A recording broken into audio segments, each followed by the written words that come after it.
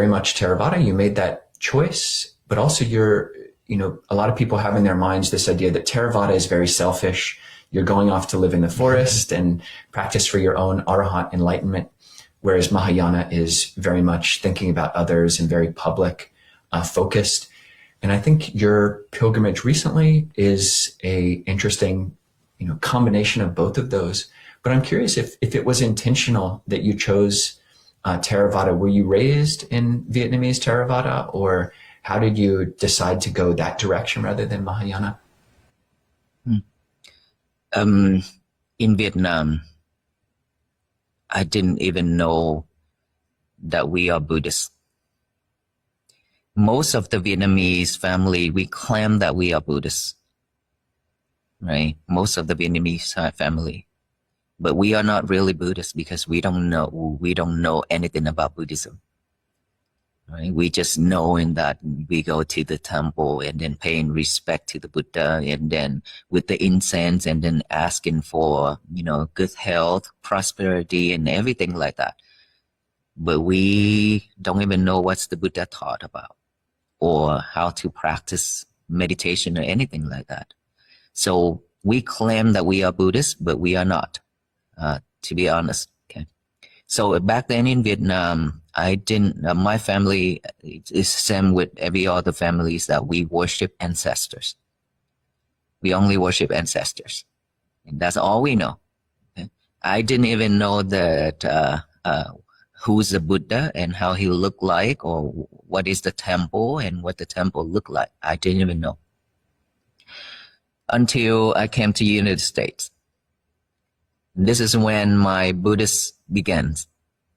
It's because it started out with fun. Okay, my friends' school, when we go to school, and they join the Buddhist youth every Sunday, and that is when they ask me, "Oh, go ahead, go to the temple and join the Buddhist youth because it's fun.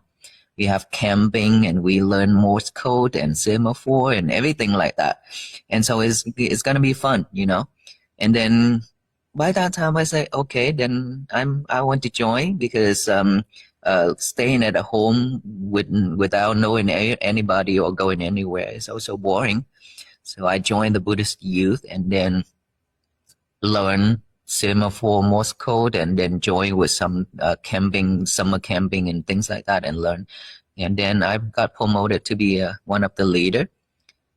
And so Buddhists started out from me is directly to Theravada. Right? Because in Vietnam, mostly Mahayana, in Vietnam, mostly, everywhere.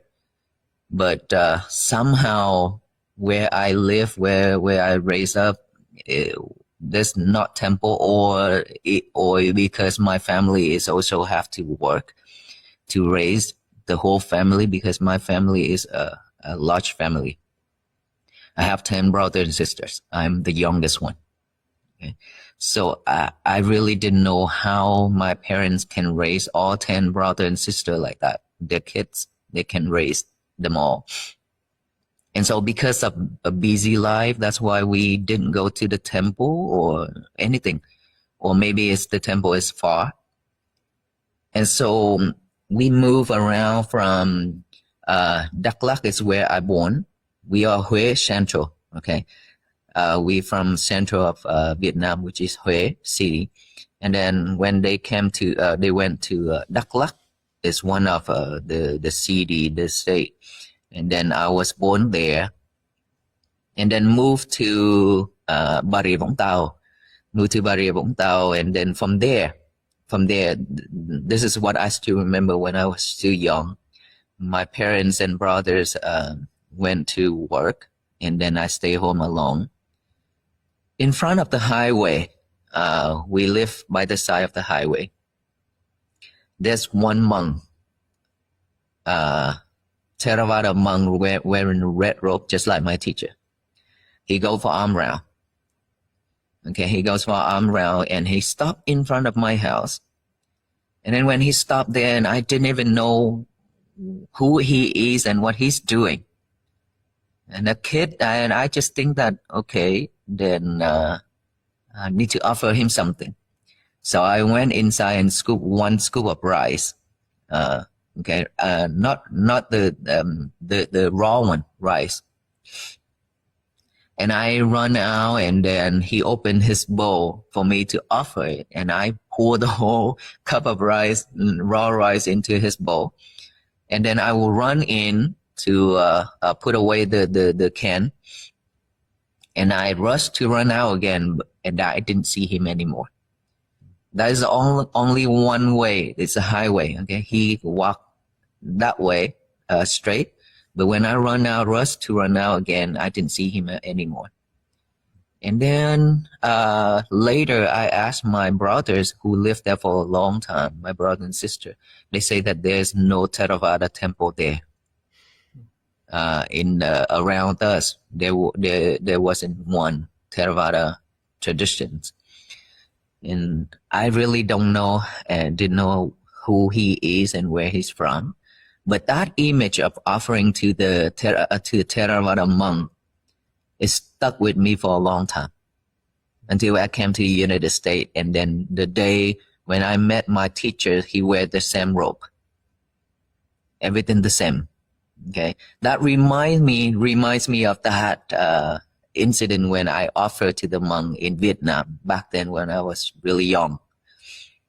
And I think that is the sign to brought me to Theravada, and just purely straight to the Theravada. I didn't learn anything about Buddhist at all before that. Thank you, Bhante. I'm curious, speaking about this kind of contact between Mahayana and Theravada, and you being drawn. Your story of being inspired to ordain reminds me of the story of Patachara. And I think this is the one you're referencing, where she pours that foot washing water, and she sees part of the water goes a little bit and then sinks into the ground, and then part of it goes farther. And she thinks, beings can die when they're young or when they're middle aged or when they're old, and then goes into her hut and turns off a candle or extinguishes a candle and becomes enlightened. So that lesson coming from the tree and the leaf is just quite profound.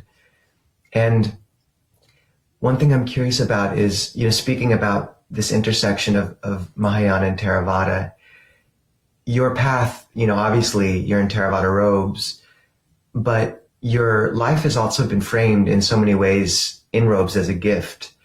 And I think one of the first indications I saw of that on your website, at least, or on the Dhammacetia website, is the vow you made. And it's phrased in quite profound and powerful language of lifetimes. So would you talk about what inspired you to make your vow and why you made, or what it is? Many of us grow up saying we are Buddhist. We say it with confidence. We say it because our family says it.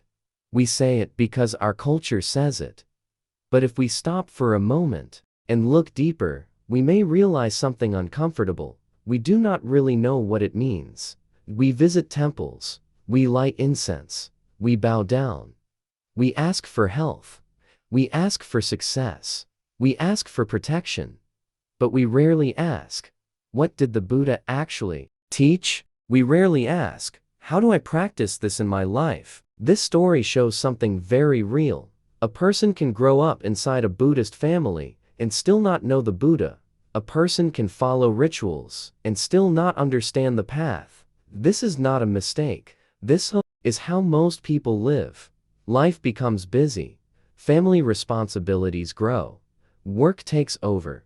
Survival becomes the focus, and slowly, understanding gets replaced with habit. But sometimes, life gives a small moment, a simple moment, quiet, ordinary, easy to ignore. A child sees a monk, a bowl is opened, a handful of rice is offered. No deep knowledge, no big intention, just a simple act. But that moment stays. Years pass, life changes, new place, new environment, and suddenly, that small memory returns. The robe looks familiar. The presence feels familiar. Something inside connects. And now, what was once a small act becomes the seed of a path. This is important. Not every turning point looks big. Not every change starts with a clear decision. Sometimes, your life direction begins with something you did not understand at all. You might think your life is random. You might think nothing is connected. But if you look closely, you will start to see patterns. Moments that stayed with you. Encounters that felt different. People who left an impact. Those are not accidents. They are part of your path form. Another truth comes out here. Many people believe different traditions are separate. They think one path is for self, another path is for others. But real practice is not divided like that. The moment you understand suffering, you start caring. The moment you see clearly, your actions change. True practice always includes both inner work and outer compassion. No label can limit that. What matters is not the name of the tradition. What matters is how deeply you live it. Another layer of this story is honesty. He openly says, "We called ourselves Buddhist, but we were not really practicing." This kind of honesty is rare. Most people protect their identity. They do not question it. But growth begins when you accept the truth. If you do not know, you admit it. If you are not practicing, you see it clearly.